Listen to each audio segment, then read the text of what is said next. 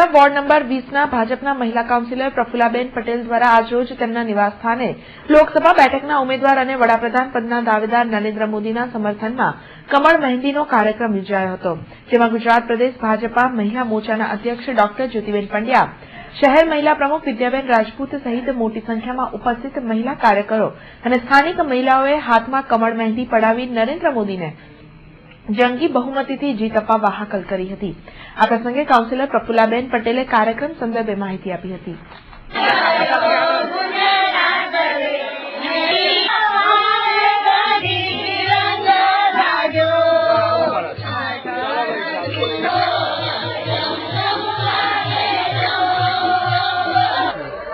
આજ રોજે ward number 20 માં મહિલા મોરચા તરીકે અમે મહેંદીનો કાર્યક્રમ વત્તા ભજનનો કાર્યક્રમ રાખેલો હતો। સૌ બહેનો અને સૌ હોદ્દેદાર બહેનો આ કમ્પાઉન્ડમાં આવી અને નરેન્દ્ર મોદીભાઈને મત આપે અને સૌનો સાથ સૌનો વિકાસ એવી રીતે બહેનો કહે છે અને બહેનોને પણ એટલો ઉત્સાહ છે કે મોદી સાહેબને આપણે દિલ્હી મોકલીએ એવી આશા અપેક્ષા સાથે। જ્યારે મહિલા કાર્યકર નિમિષાબેન પટેલે નરેન્દ્ર મોદીને સમર્થન આપવા આહવાન કર્યું હતું।